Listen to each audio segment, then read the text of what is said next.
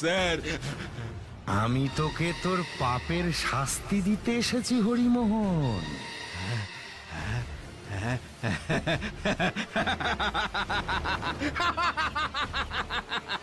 তোর হাসি পাচ্ছে?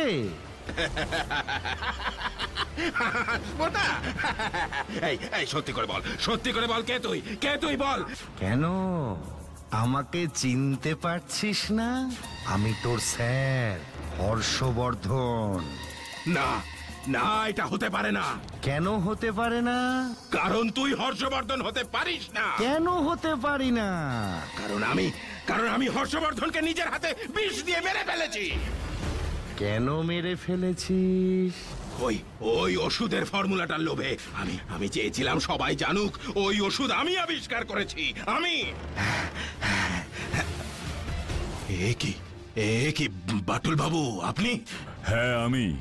যে সত্যিটা আপনার মুখ থেকে আমি শুনতে চেয়েছিলাম সেটা শোনা হয়ে গেছে। মানে মানে এসবের মানে কি? যে সত্যিটা জানতে চেয়েছিলাম সেটাই টেপ রেকর্ডারে রেকর্ড হয়ে গেছে হরিমোহন বাবু। ছি, আপনার লজ্জা করলো না হর্ষবর্ধন বাবুকে এইভাবে ঠকাতে?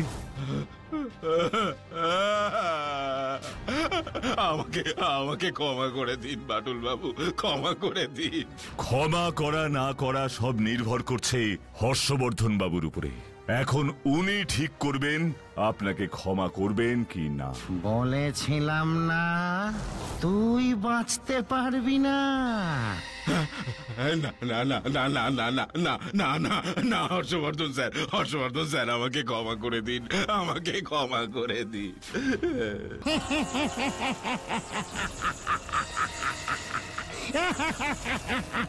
আর আমার উপর রাগ করে থাকবেন না। তোর মতো শয়তানকে আমি একটা শর্তেই ক্ষমা করতে পারি। ওই বিষের ওষুধ আর ফর্মুলা বিক্রি করে তুই যত টাকা পাবি সেই সব টাকা তোকে গরিবদের দান করতে হবে।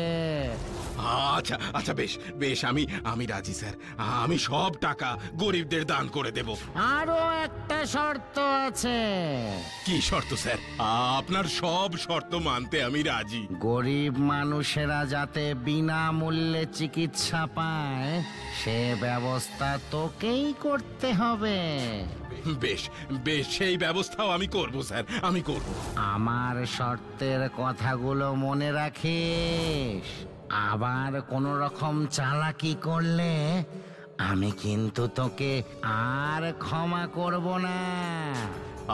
আমি আপনাকে যে কথা দিয়েছি সেগুলো আমি অবশ্যই রাখবো হর্ষবর্ধন স্যার।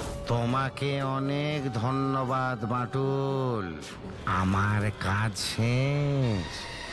এবার আমি গেলাম বাটুল, গেলাম। এখন আপনার কেমন লাগছে হর্ষবর্ধন বাবু? একই বাটুলদা, হর্ষবর্ধন বাবু আর কথা বলছেন না কেন? উনি আর কথা বলবেন না রে, কারণ উনার কথা বলার প্রয়োজন আর নেই।